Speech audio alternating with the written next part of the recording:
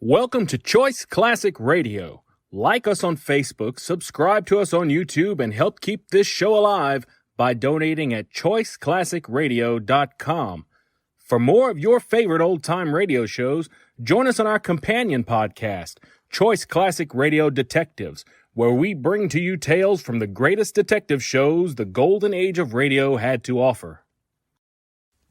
And now, with 126 episodes made, broadcast on NBC Radio from 1955 to 1958, we bring to you X-1.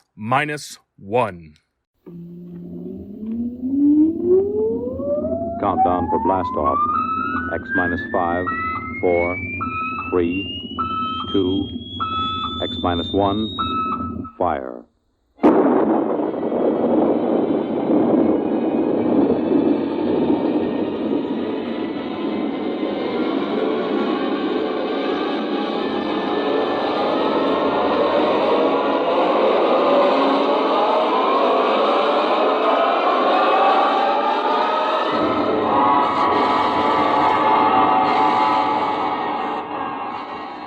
From the far horizons of the unknown come tales of new dimensions in time and space. These are stories of the future, adventures in which you'll live in a million, could be years, on 1,000 maybe worlds. The National Broadcasting Company, in cooperation with Galaxy Science Fiction Magazine, presents X minus 1.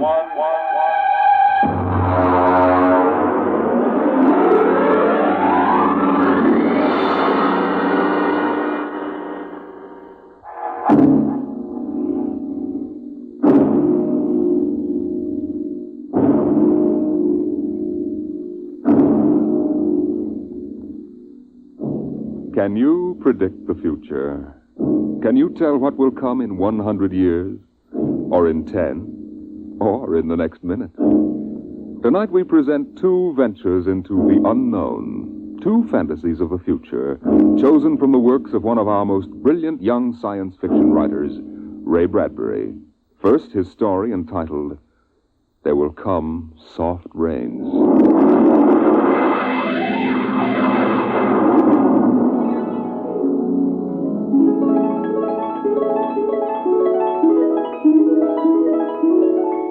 The house was a good house, planned and built to be lived in the year 1980. The real estate agent had told them all about it. Now, this is the bedroom. Of course, it contains all the latest devices, self-warming blankets, and, there's a brand new feature. Beds, which make themselves. Now, if you just step this way through the library, we can see the latest in talking book recorders, self-building fireplace, self-cleaning robot dust disposal. Oh, these little mouse-like things come out of the wall and take away all the dirt. Now, over this way. As a complete robot kitchen, of course. Just set the menu for the week and the stove does the rest. Then there's the automatic hydroponic garden, self-sprinkling fire protection. See, the house is fully automatic. Well, you could go away for a year and it would run itself.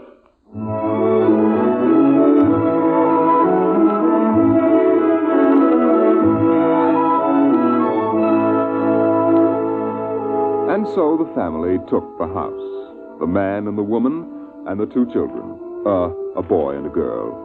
And they lived contentedly, enjoying music and poetry and the rich, warm things in life. And the house fed them and slept them and entertained them. It made a good life for them. Until one day, there were 10,000 explosions, and the world shook, and red fire and ashes and radioactivity fell from the sky. The happy time was over.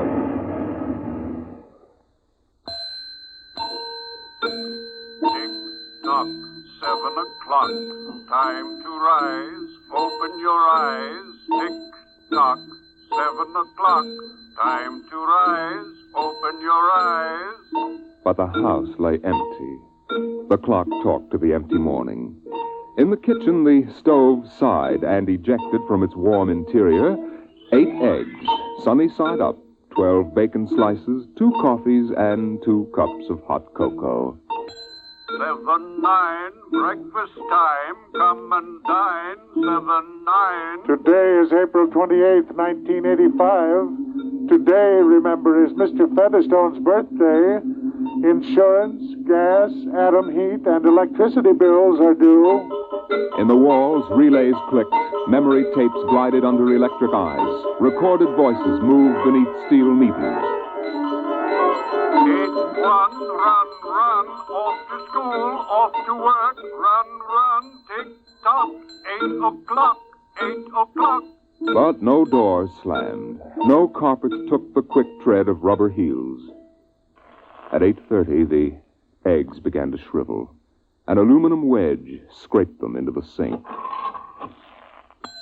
9:15, time to clean. 9:15, time to clean. Out of the wall, hundreds of tiny mechanical mice darted. The rooms were a-crawl with small cleaning animals, all rubber and metal. They sucked up the hidden dust and dirt and popped back into their burrows. At 10 o'clock, the sun came out from behind the rain. The house stood alone on a street where all the other houses were rubble and ashes. At night, the ruined town gave off a radioactive glow which could be seen for miles. At 10:15, the garden sprinkler filled the soft morning air with golden fountains. The water tinkled over the charred west side of the house, the side which had been facing the blast. It was black, except in 5 places. One of the 5 places was a silhouette of a man mowing a lawn, just as he'd been the instant the radioactivity burned his image into the side of the house. Over there, a woman bent to pick flowers. Still further over, their images burned into the wood, where a small boy, hands flung into the air, higher up the image of a thrown ball, and opposite, a girl, her hands raised to catch a ball which never came down. 5 people. 5 spots of paint. On the front porch, the dog whined and shivered. The front door recognized the dog's voice and opened. The dog padded in wearily, thin to the bone, covered with sores.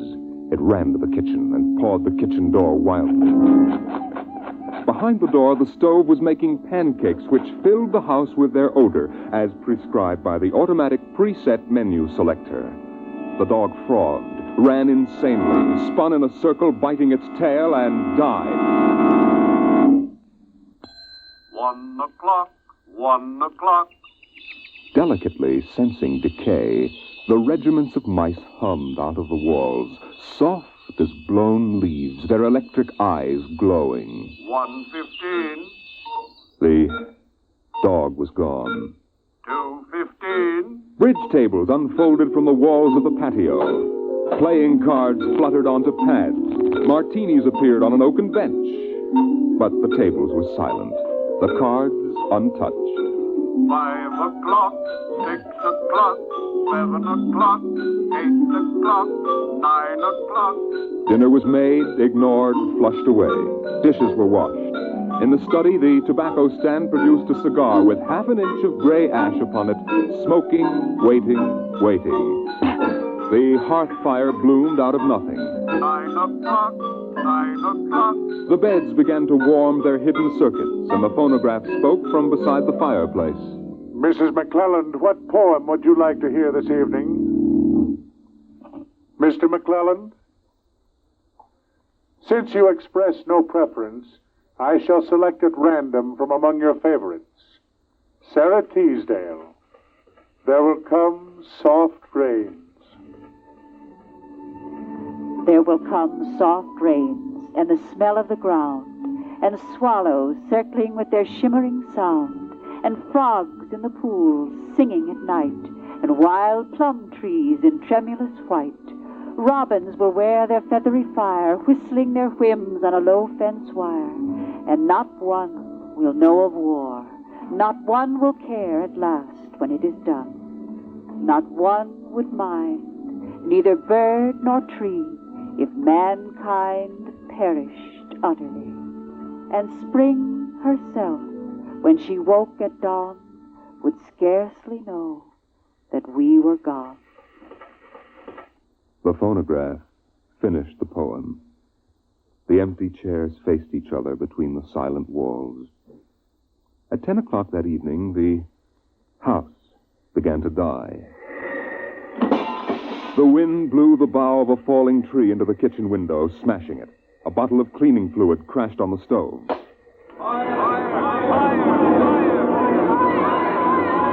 Water pumps shot down from the ceiling. But the solvent spread onto the doors, making fire as it went. Other voices in other rooms taking up the alarm. The windows broke with the heat, and the wind blew in to help the fire. The fire crackled upstairs as paintings lay hungrily on the beds, devoured the rooms. The house began to shudder. The bared skeleton began to cringe in the heat. The wires revealed as if a surgeon had torn the skin off. Voices screamed in every room. Windows snapped open and shut like undecided mouths. Time and now 10:10. Time and now 10:10.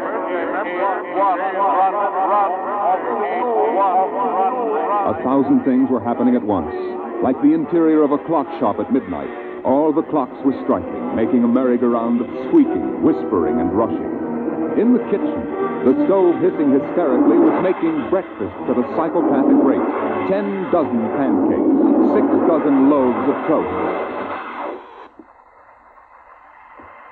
Then, there was silence. The film spools were burned out. The wires withered and the circuits cracked. Then the house began to breathe its last. The beams began to give at the foundations. Long cracks appeared in the concrete. The seams were burst from the heat.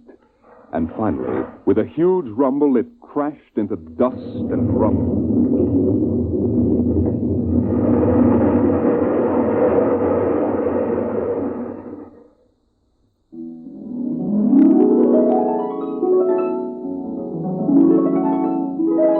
Dawn shone faintly in the east. In the ruins of the house, only one wall remained standing. And within the wall, even as the sun rose to shine upon the burning rubble, a voice spoke again and again and again. No one would mind, neither bird nor tree, if mankind perished utterly, and spring herself, when she woke at dawn, would scarcely know that we were gone, that we were gone, that we were gone, that we were gone. Today is April 29, 1985. Today is April 29, 1985. Strange are the uses of providence.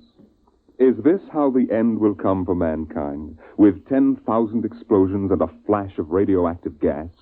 Or will destruction come more subtly, extended to us gently and innocently in, let's say, the hand of a child? Who knows in what manner 0 hour may arrest the world we know?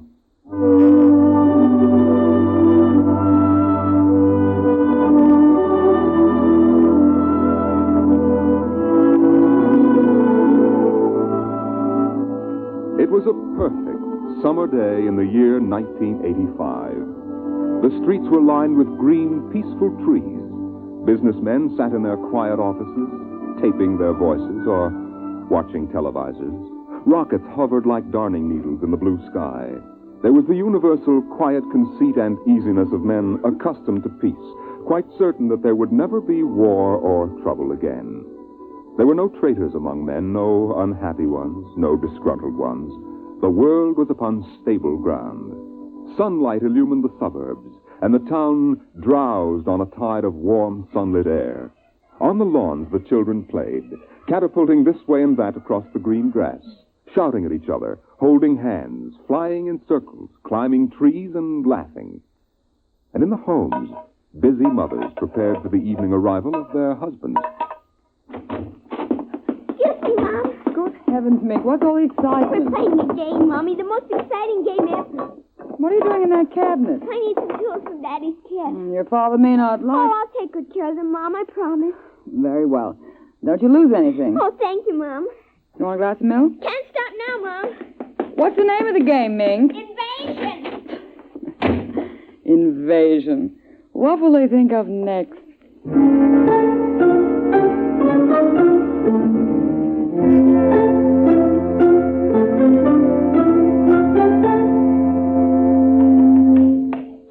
Now this, and this, and this, and this. Now put that there and bring that over here. Oh, no, you ninny. Now get back while I fix this. There, they want it this way, see? Here, just let me fix it. Mink. Oh, Mink, it's that smarty pants Joseph Connors. Don't let him play. He's 12 years old. Don't worry, I won't. What you playing, Mink? None of your business, smarty pants. I want to play. Can't. Why not? You're too old. Just 'cause you're only 8. No, you'd only laugh at us and spoil the invasion. Make him go away, Mink. Go away. This is my backyard. Who wants to play with you and your old fairies anyway? They aren't fairies. Nuts to you. I don't want to play anyway. Good riddance. I'm glad you didn't let him play, Mink. He'd only laugh. Now, we better talk to Drill and get some more instructions, Art. Now, here's your pad and pencil. Where is Drill? Drill? Here, Drill. Drill? Well, he's in the rose bush, I think. I'll talk to him myself, and you write it down on the pad. Okay. Drill? Drill? Okay. Drill wants you to write down triangle. What's a triangle? Never mind. Drill will tell us when he wants us to know. It helps the invasion. How do you spell it? Well, I'll ask Drill. Drill, how do you spell... Here's your mother, looking out the window. Mink? Yes, Mother? Who are you talking to? The rose bush, Mom. Only it's not really a rose bush. That's Drill. Who's Drill? He's planning the invasion. Oh, I see. Well, you better come in and clean up for supper. Your daddy will be home soon. In just a second, Mom. You got that, Art? See now what? 4, 9, 7, and A, and B, and X, and a fork, and some string, and a hexagonal droopy. Come on, Mink. Supper's in 10 minutes. Okay, Mom. Just a minute. I have to tell Drill. I wish we didn't have to eat, though. It holds up the invasion.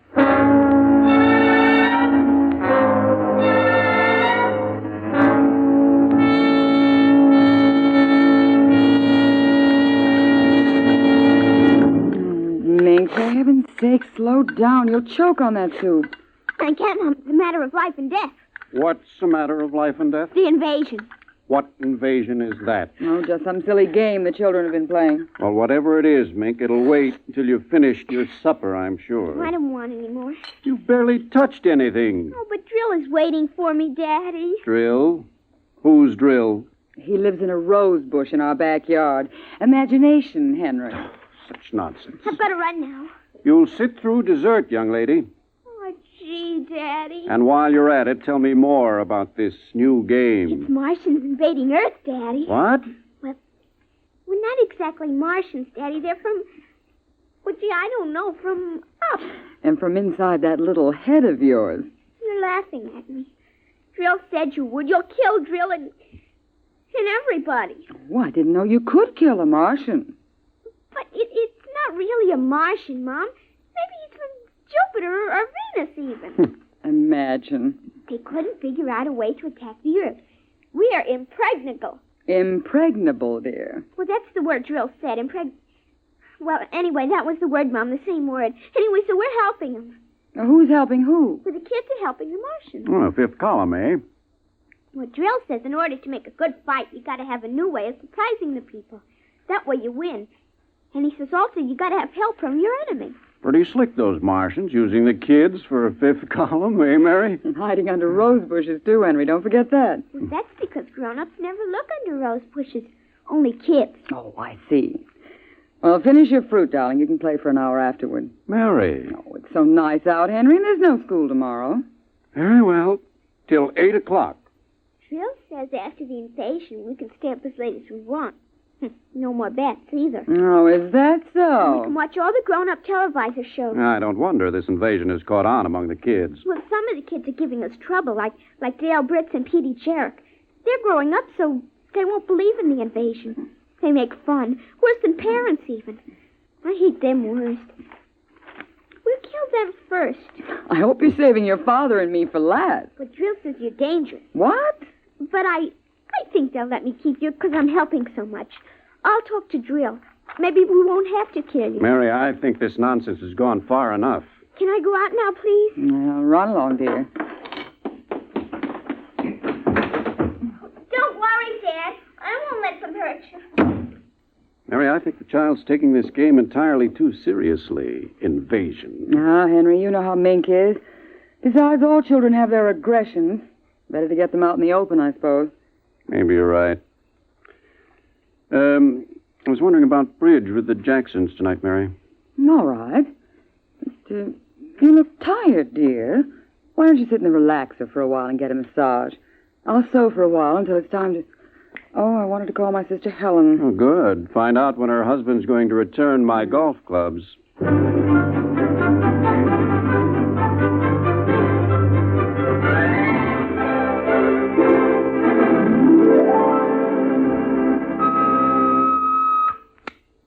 Televisor. Would you please connect me with Mrs. Helen Rogerson on Channel 7-2Z, Pittsburgh, Pennsylvania.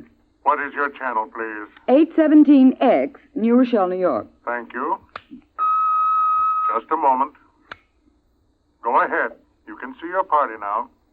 Hello, Mary. How are things in New York? Fine, Helen. How are things in Pittsburgh? You look tired. Oh, I've been having a terrible time with the children. Sick? No, just underfoot. They've got a new game that's got me just about crazy. It's called Invasion. Did you say invasion? That's right.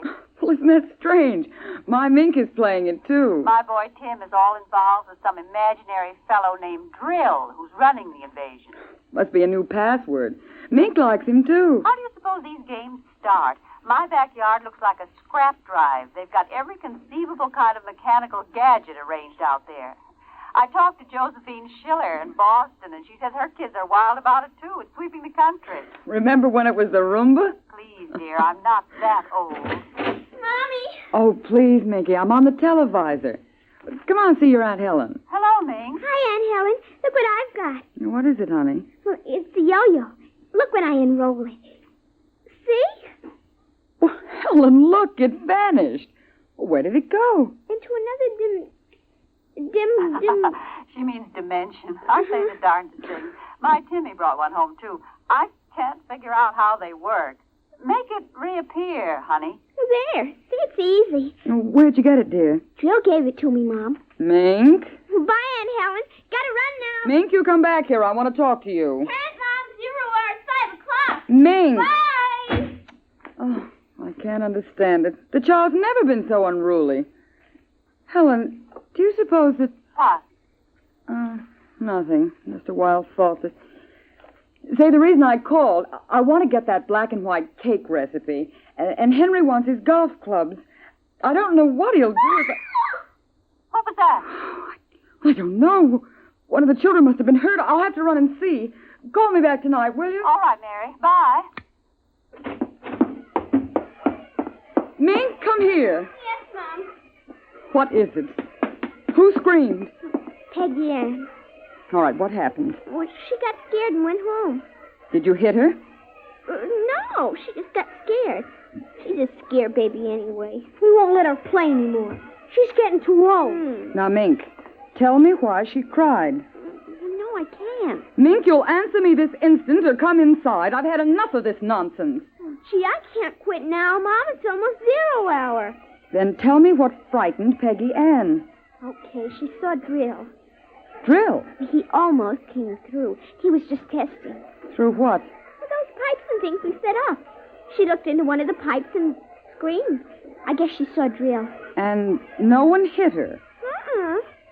Very well, Mink. I'll call Peggy Ann's mother and see how she is. And I'll call you for your bath in half an hour. Your father and I want to go out tonight. You won't be able to go out, Mom. Why not? 0 hour is 5 o'clock, Mom.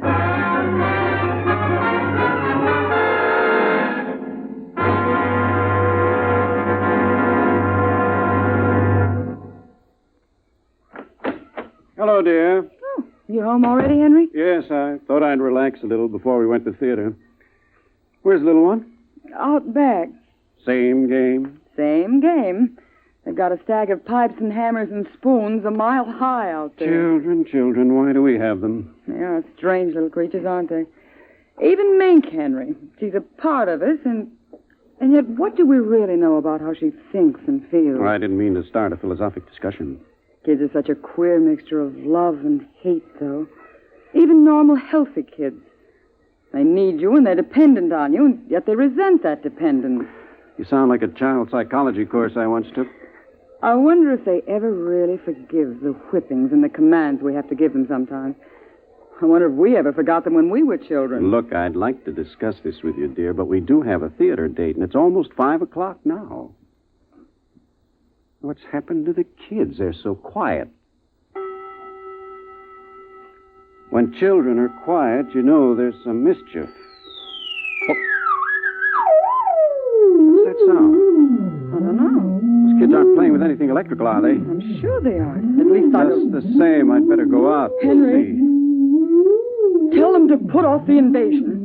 What? Mary, don't get upset. It's just a game.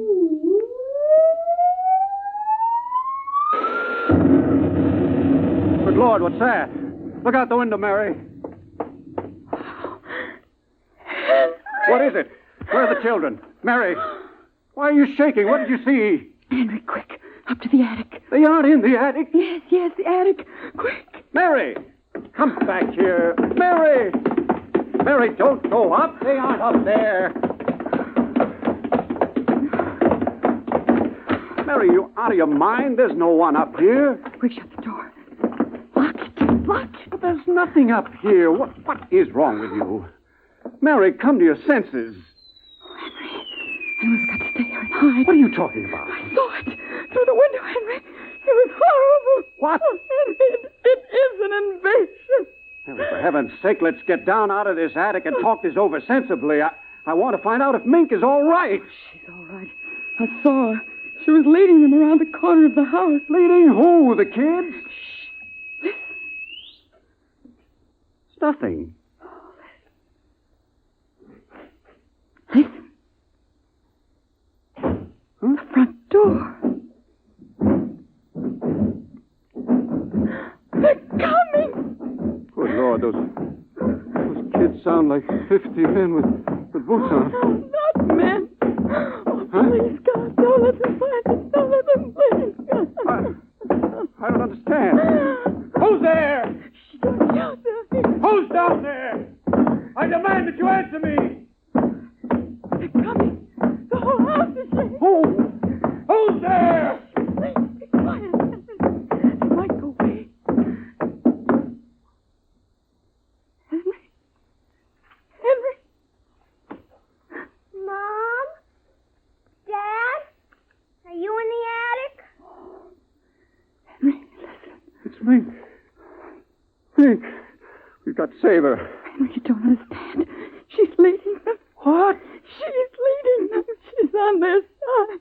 Oh, please, God, forgive them. The children on their side? Oh, she told us, but we wouldn't believe her. Henry, they're coming out. Mom? Dad, we know you're in there.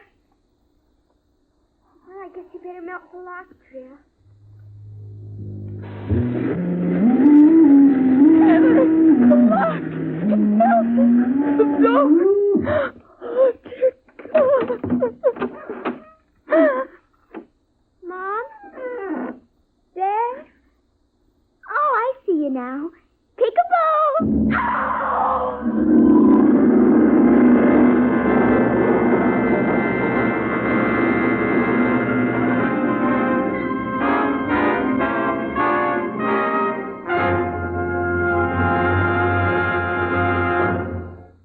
You have just heard There Will Come Soft Rains and 0 Hour, written by Ray Bradbury and adapted for radio by George Lefferts. Featured in the first story as narrator was Norman Rose. 0 Hour featured Denise Alexander as Mink and Rita Lynn and Roger DeKoven as her mother and father. Music by Albert Berman. This is Fred Collins speaking. X-1 was directed by Edward King and is an NBC Radio Network production.